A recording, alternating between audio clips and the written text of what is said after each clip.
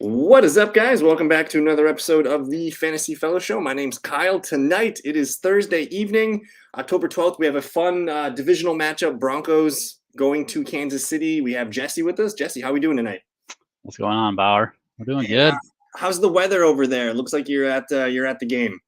Yes, I'm live in KC, and it is dry but windy. Yeah, there was reports of rain coming in that we were looking at throughout the week, and it looks like there might be a small chance in the second half. But overall, I'm not too concerned about the rain. But the wind is a big one because like they were calling for it to be almost 25 miles per hour, but that's dropped down significantly to where it's maybe not so much a factor. Maybe less deep balls to Marvin Mims, Watson, and MVS. But either way, not overly concerned about the weather. But fun game. Do you have any quick thoughts on tonight's game for the good people? Yeah, I mean, it's a divisional game, so you never know what you're going to get, right? Could be competitive. Denver's played Chiefs pretty competitively, even though they have lost quite a few in a row.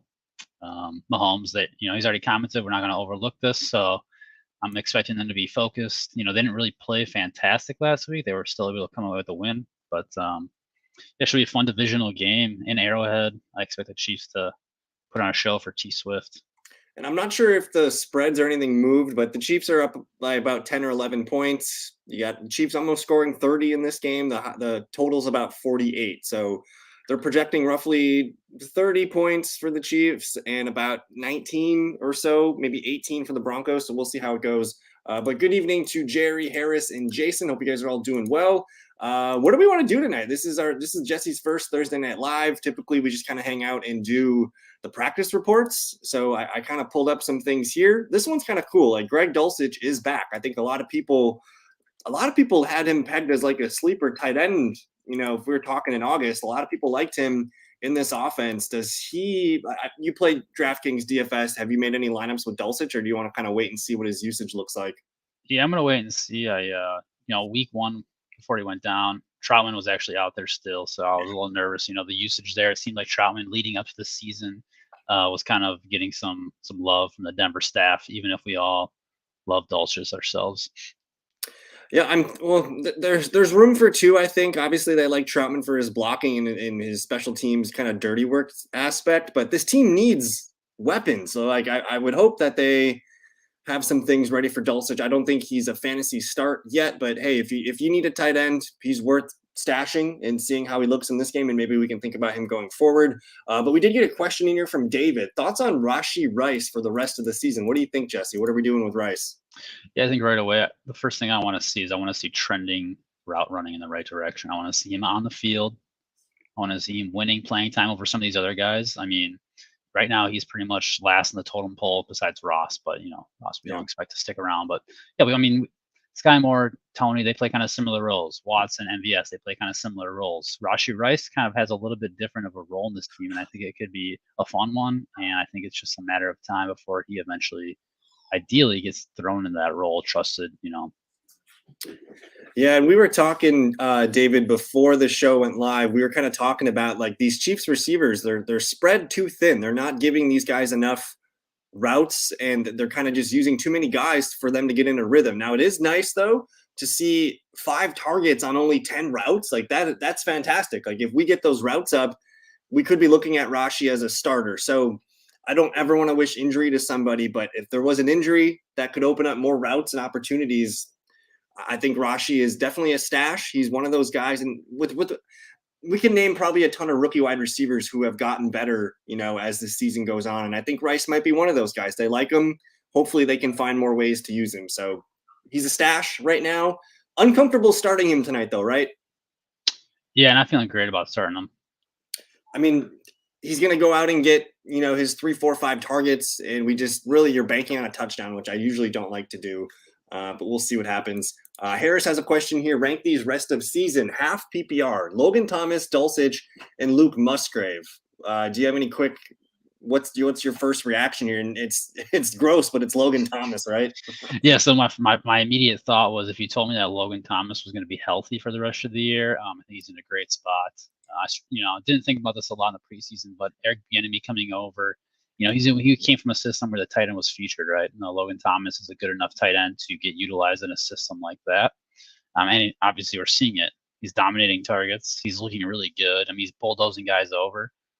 So we like to see that. Dulcich obviously coming off the injury. We'll see how he looks. And Luke Musgrave, who, we're waiting for that breakout game from Luke Musgrave. He's been playing well. He's been looking good, but we're waiting for that breakout. And I think he's going through a little bit of rookie trials and tribulations right now, missing some blocks, running the wrong routes, XYZ. So out of this bye week, though, I'm interested to see how they look, especially against the Denver team out of the bye. So watch out for Luke Musgrave next week. I think so. If you guys aren't following Underdog Fantasy on Twitter, they put out some and their YouTube channel is fantastic. That's like a weekly thing for me to watch what they put out. But they have a tight end usage chart here.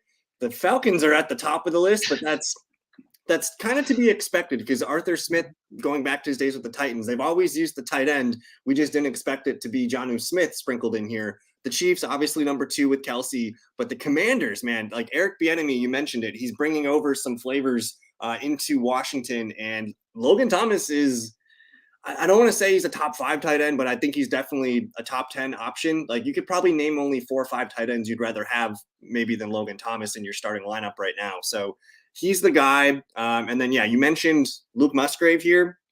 I watched the Jordan Love cut up tape. And he's still doing a lot of things wrong, but he's a rookie tight end. Like he's not a blocking tight end either. So that's where he has room to grow. But I think he's the guy that I'd rather stash. Like if this was bench, start, cut or whatever, I think I'm cutting Dulcich just because, again, I mean, you can see the usage here for Denver. They're all the way down here with their tight end. So I think we're starting Thomas, we're cutting Dulcich, and we're going to stash Luke Musgrave. I would agree with that. I will make a note here real quick. Yep. If you can get Kyle Pitts for super cheap, I'm willing. I'm kind of sneaky think he's going to have a strong second half of the year. He's getting healthier. The knee wasn't 100%. Like you mentioned earlier today, I think, we were just talking about maybe they were kind of misleading us on how healthy he was. They went and signed Jonnu, which was, a bigger signing than what we thought. Mm-hmm. But I think that, he really has a chance to be like the number 1 guy on that offense. I mean, well, it's I don't know, like, can we read too much into a game where they threw the ball 37 times? Like that's probably not going to happen, maybe 4 or 5 times the rest of the year, right? Mm-hmm. In as many games as we have. So I do think this is a bright spot for Pitts in the passing offense here. But now, like the one thing that he's never done in his career is be consistent. So if he can start to, put double-digit games together, start scoring he just can't score touchdowns. Like we need those. So I like the call there to potentially buy low on Kyle Pitts. Jerry's asking the better stash, Bigsby or Keaton Mitchell? You've been a Bigsby man. What do we think so far? Yeah, I've been on the Bigsby train, and I think ETN, it's just he's the guy right now. I think there's no reason right now in Jacksonville for them to use Bigsby because ETN looks good. He's playing good. Bigsby really is just a stash if you have a deep bench. I'll let you talk about Keaton. I know you stashed him in one of our leagues. Well, just real quick on Bigsby is like if I hate to talk like knock on wood kind of stuff. Like if ETN were to go down or miss time, I don't think Bigsby's like the locked in RB1. I think they're going to use Hasty. It's going to be kind of like a weird, it's going to look like Baltimore's backfield, right? Like we're just using random guys. So I don't love the Bigsby stash. Now where I like to stash players is like, we don't know anything about Keaton Mitchell yet. We don't know if he's good. I know he was good in the preseason and he graded out to be like one of the best preseason rushers in a small sample, but he looked really good. If you go find his tape on YouTube, he was making plays, and it's just right now they're using 3 backs. So there's a chance that Mitchell is active this weekend and we could kind of get a little taste and see how it feels. But who knows? Like what if he comes out, like Justice Hill and Gus Edwards are not elite players at these positions. They kind of have Justice Hill has his passing role. Gus Edwards has his rushing role. Maybe Keaton Mitchell can come in and offer a different flavor here. So I think he's a guy that has potentially weekly value. And, if anything happens to one of those guys, his value could increase. So I think it's Mitchell. I don't know too much about him, but I know I liked his YouTube preseason cut up tape. I thought he's got juice. And I think that's what the Ravens need in this backfield right now. So Harris is asking half PPR, Greg or Logan Thomas this week? It's Logan Thomas this week. Yeah. Yep. Jason's asking, is that Justice Hill, Keontae Ingram, or Gibson half PPR? Ideally, this one's a Jesse question because he is the zero RB man of the year right now. Yeah, Yeah, I can follow up with my zero RB after this. But yeah, I'll say off the bat, Justice Hill, in a vacuum is the guy, but he's playing the Titans this week, and just in general, we don't really like running backs against Tennessee, right? right. It's just a tough play. It's a backfield that's ambiguous. We don't know who's going to really be the guy week to week. We expect Baltimore to be leading this, which makes me lean a little more into Gus Edwards. Keontae Ingram. I was going to say, do we take any note on what Zach Moss did to this Titans defense last weekend? Yeah, I mean, does that shift the paradigm a little bit on just how good Tennessee is? Yeah, that's a good. I mean, it's a good point. It's a good point because Indy's a good running team. Baltimore is a good running team, right? So can a good running team really take it to a team like Tennessee? When Tennessee's, I mean, they're kind of reeling a little bit. Yeah. Man, that's tough. So just thinking through it, then you got Keontae Ingram. He's coming back off an injury. Don't love that. And then you have Antonio Gibson, Washington. Washington is playing. Are they playing? Is this a divisional game? Are they playing the Eagles this week? I'm thinking of next week. They are playing Atlanta at Atlanta. And dude, Atlanta, I don't know how, but they have the number one rushing defense against fantasy running backs right now, having a lot of touchdown. So the thing with Gibson is we've kind of talked about it, to ourselves in those games where Washington is favored to win and have a chance to establish the run. It's a Brian Robinson game. In a game like last weekend where they got behind, you saw Antonio Gibson out snap, out touch pretty much for the most part.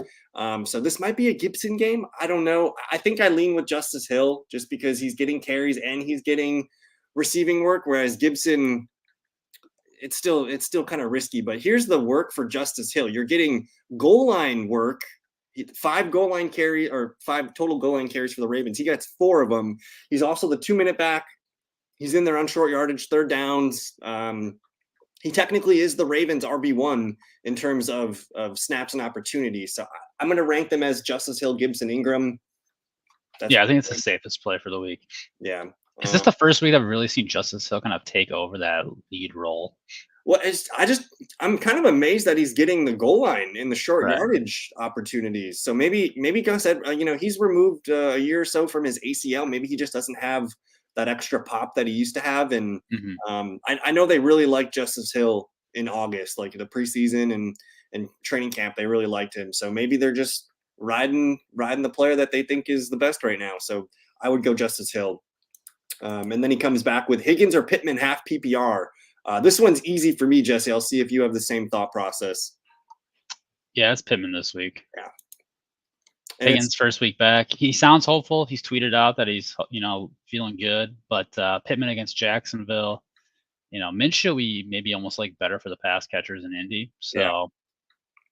I mean, it's on paper, it's a fantastic matchup for T. Higgins, but they have their bye next week. They should let him just heal up. Like, if we're being real here, if they have a conservative coaching staff, like we just saw what Jamar Chase did, get Joe Mixon involved, like lean on Chase and Mixon, let T. Higgins rest up. I've rostered T. Higgins the last 2 years, and there's been times where he comes into a game limited and he'll play 2 series and then he leaves. Yeah. It's the decoy. It's a classic decoy game. If they even throw him out there just to like get him some reps, it might not be meaningful reps. So it's hard to trust.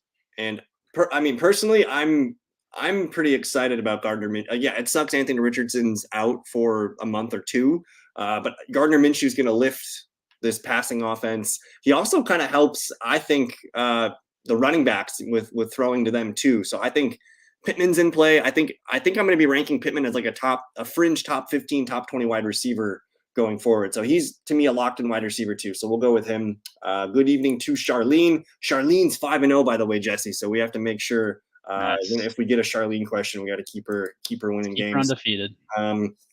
Harris says someone dropped Tutu Atwell. Would you drop downs for him, and how much would you pay half PPR? Quick thoughts there, Jesse. Initial thought is I think I prefer to keep downs. Yeah, I think with Cooper back, the pie has shrunk for Atwell. It's going to be boom or bust weeks for Atwell going forward. I will say, like I've been telling the guys that I think Atwell is still a hold in deeper leagues. But again, with Minshew, we've seen 2.5 games out of Minshew, and Josh Downs has been double-digit fantasy points in both of those games where he's played the full game, pretty much. So I think Downs is the move here. I get it. Tutu Atwell. They traded away Van Jefferson, so Tutu, like he got the starting job. So Yeah. I think he's still a stash play. But you got to go Downs. Downs is the hot guy right now. This one might be for Jesse here. We got Jerry asking about These Jaleel names. McLaughlin, Imari DiMercado, Deonta Foreman if Roshan's out, and Chuba if Miles is out. Full PPR, he needs 2. He also has Gibbs, but it looks like he's trending out. I will before I throw it to Jesse, I will say it does look like Roshan Johnson is trending towards not playing. Back-to-back days of not practicing here. So I would probably lean towards Roshan not playing. But Jesse, you have this same kind of dilemma. You have Jaleel, you have Foreman, you have Roshan, and you got the Broncos backs going tonight. So like this is right up your alley. Which 2 are you taking? Yeah, so Foreman right off the bat, assuming Roshan's out, it's 2 in a row. It's not looking too good for him. Foreman again, matchup against the Vikings. You know, they've been good against running backs. They've been good because teams have just thrown a lot on them. Chicago is going to want to run more. Fields is playing good, so I think you definitely have the highest upside touchdown wise in that matchup for Foreman. Then Jaleel McLaughlin. If Javonte was out, I'd say yeah for sure get him in there. With Javonte coming back, it's going to be limited touches. He is exciting though. It's kind of like last week you let him out of the bag. Can we put him back in? Can we trust Sean Payton? So that's where my mind goes. Can I trust Sean Payton to let Jaleel get the reps he deserves? Looking at DeMercado, he's going to be the guy this week. Keontae Ingram is back, but probably in a limited capacity. So playing against the Rams, it's a divisional game. It should be a grinder. Maybe he slips into the end zone. We'll see. Probably a pretty good floor. And then Chuba with Miles. What's the Miles situation? Is he trending towards playing or not playing? So they it's not looking good. They're on bye next weekend, so I'm going to lean towards him not playing. He had back-to-back days of did not practice. He's got a shoulder injury now. Before the shoulder this week, it was a groin issue. So now he's got a couple things going on here with the bye next weekend. I think Chuba's probably playing. So if for me, luckily you don't have I don't think you can play McLaughlin. I think you wait on Chase or Jaleel McLaughlin. Yeah, we like him. Yeah, we want him to play more, but is Sean Payton someone that we want to trust with? Even last week when it was just Jaleel and Samaje Perine, Jaleel didn't get a lot of work and he still performed, but they like Samaje on the goal line. They like him in the 2-minute drill. They like him on third down. So it's a little bit of a question mark there. So I think you wait for the Miles info, you wait for the Roshan info, and then you probably play Foreman and Chuba. Yeah, if we get Sanders out, Roshan out, I was going to say you just plug Chuba in. You get 2 starting running backs with limited competition, so it's a nice spot to be in. Carolina too against Miami. I mean, you might get a good amount of. You might get just a nice floor just based off just PPR grabs. Catch just 3-4 balls. You're looking pretty good there. What excites me about both Chuba and Foreman is the Bears and the Panthers have both been 2-back systems, and now if you remove one from each, you're going to give Foreman 80% of the work. You're going to give Chuba about 80% of the work when they were only getting about 40 to 50%. So that's where I want to lean into. Foreman's good still. I don't know why the Bears don't like him or why they haven't used him. I think they want to see what Roshan can do, and I think they probably feel a little bit of a commitment to Khalil since they drafted, he's been there. So I think Foreman's a good play. And then with Chuba, yeah, the Dolphins are probably going to score points, but guess who the third down back is? Guess, he's right. He's a good player, and I do think I like DeMercado. What concerns me is I don't know how it's going to look. James Conner did come out of that game early, and they gave it all to DeMercado. So we don't really have a true evaluation of what he looks like. But hey, if you swapped out James Conner's name right here and you wrote in Keontae Ingram, it could look like that. Yep. So I think I feel more comfortable with Foreman, Chuba. Let's learn about DeMercado and how this is going to be. So we'll say that, Jerry. Charlene says she picked up Curtis Samuel and put JJ on IR. Curtis Samuel's been good. We just kind of forgot about him. We kind of just let him go. Jahan Dotson needs to get something going, but I believe the stat is Curtis Samuel scored more points than Jahan in every game this season. So we'll see. Here you go, Jesse. Roshan or Cam Akers, non-PPR. Again, we think it's going to be Roshan Johnson not playing, so Cam Akers is the play. But tell us, you have Cam Akers potentially starting for you this weekend. So tell us, how does Cam Akers become a viable start in fantasy? Yeah, so Cam Akers, it's week 3 now with the Minnesota Vikings. He's gotten just about 29% of the touches in the backfield the last 2 weeks, under 30%. You're hoping that improves against Chicago. What you're really hoping for is that they just get up and they run the ball and they grind it out. They take a little bit off Kirk Cousins, who now doesn't have Justin Jefferson, so maybe they lean a little more into the run game. Alexander Mattison, we know what he is. He's a plotter. Cam Akers maybe, spices things up in the red zone. He maybe slips in for a touchdown. If Roshan was playing and healthy, I'd say Roshan is the play here. I don't think we can trust that right now. So you're probably thrusting to Akers. And what you're hoping for really is you're hoping for 2 to 4 targets, a couple grabs, and you're hoping for maybe 5 to 8 carries, and you're hoping for goal line work is what you're hoping for. I'm not sure if you're going to get it, but that's where we're at right now. The thing that's popping here is the short yardage work. And, they only had 1 goal line opportunity last weekend and it went to Madison, but they're showing that, hey, we could use him in short yardage situations. He only got 1 third down last weekend, but we're seeing, and again, 2 data points, the number has gone up from game 1 to game 2. So maybe we see it in game 3. And again, you might be forced to just play Cam Akers in this one. A dirty super flex question. This one looks like Zach Wilson or Desmond Ridder. What do we think? Man. So Ridder against the Commanders, who just got destroyed by the Bears last week. So they're reeling right now.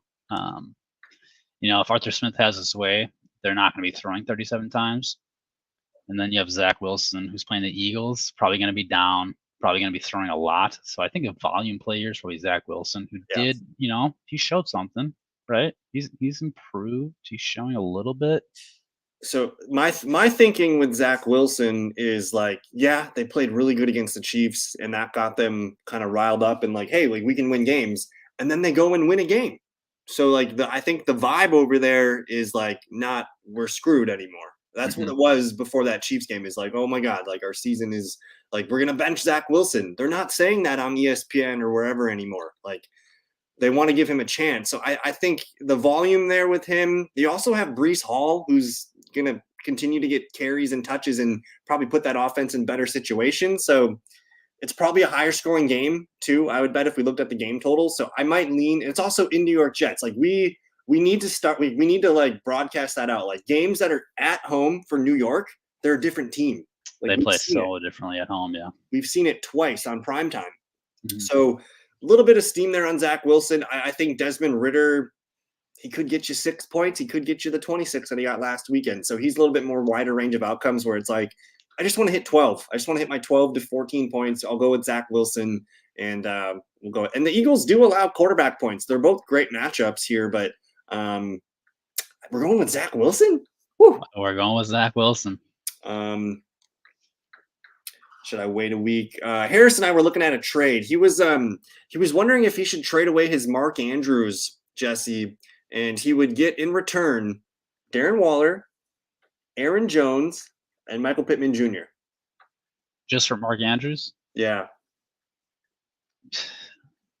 Right. I don't want to give you the context of the rest of his team, but that's almost a no-brainer trade, right? That's a very large package for a tight end. So if you just told me Aaron Jones and Michael Pittman for Mark Andrews, I'd probably say take it. So I think you should take that trade. Personally, I don't think the drop off from Mark Andrews to Darren Waller is that important, because your other team spots are getting better significantly. You're adding in a strong running back 2, maybe a running back 1, and you're adding what we talked about Pittman earlier. You're adding a Pittman that's going to probably get 10 targets a game with Gardner Minshew.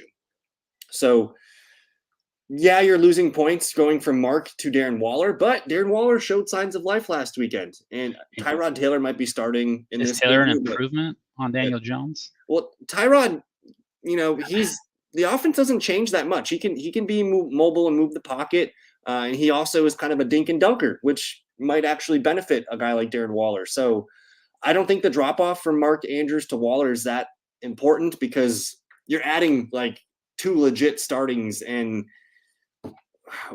as I mean, Packers fans, Pittman we is have a Pittman's like he's a top 20 play this week at receiver. So probably for the next month or two. yeah, As long as Minshew's out there. So I personally like the trade, Harris. David has a follow up question. Would you drop Rashi Rice for Roshan Johnson? if you're weak at running back, Probably. I probably would do that. Yeah, because he misses this week, but next week he comes back, Yeah. and the next 2 to 3 weeks he's your starter.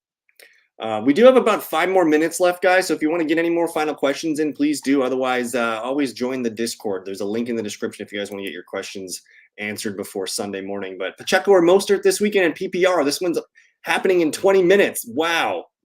This is a tough one, man. I think you got to go Pacheco. You get Mostert against the Carolina Panthers. But the Broncos, that's literally the worst 2 run defenses in the league.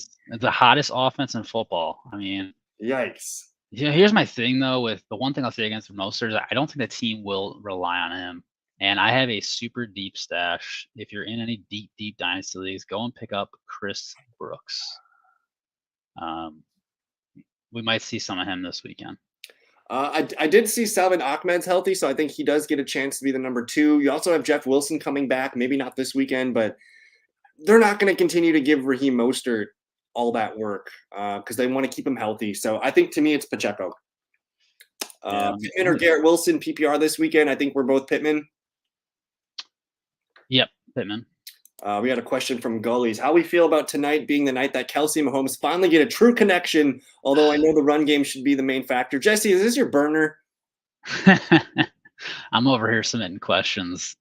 I mean, Gullies, you and me are on the same page. I got Kelsey Mahomes in our main league, the Fellowship OG League, and I want to see 40 points, right? Gullies, we want 40 points from Kelsey Mahomes this week. And we're waiting for that Kelsey 2-touchdown game. So maybe it's tonight. We'll see. I think Taylor Swift's in attendance. That was confirmed, right? That was confirmed, yes. Yeah, all right. Can I get a DK Metcalf update? He didn't practice again today, which is concerning coming off a bye week. I was not concerned yesterday, but now I have a little bit of concern. Back-to-back DNPs for DK Metcalf. Not sure what, but who knows? Like, they did give a lot of, they have 6 other DNPs today, so maybe they're just being cautious. We'll worry about this tomorrow there, Harris. Chuba or Cam Akers non-PPR, I think we're convinced it's Chuba if no Miles Sanders. Yep. And even if Sanders plays, is it still Chuba? I think it's Chuba regardless. Yeah. Last minute thoughts on Minshew or Russ Wilson? He's got a big decision here in 15 minutes. Russell's played pretty good this year. I mean, we can't discredit that. I mean, we know the Denver Broncos suck defensively, but offense, they've been putting points up. I have no issue playing Russ. You're gonna get maybe 2 touchdowns and 250 yards. Maybe a Russell Wilson 15-20 yards rushing.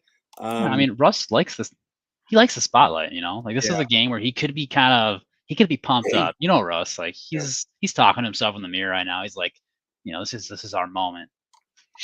So let's go with Russ. Has been really, he's been quarterback 2 worthy. He's actually like QB8 on the year, so it's a good opportunity to get Russ in tonight and have a little fun tonight. Does Marquise Brown have a good matchup? I would say, looking at the numbers here, it's a tough matchup. Rams. I don't know why the Rams are so good at limiting wide receiver here, but they're allowing 25 PPR points per game to the wide receiver. Now, there's not a lot of other receivers there that we like in Arizona, so I would say if you give 50% of that to Marquise, he's got a floor of about 12 points. So I think it's an okay matchup for Marquise.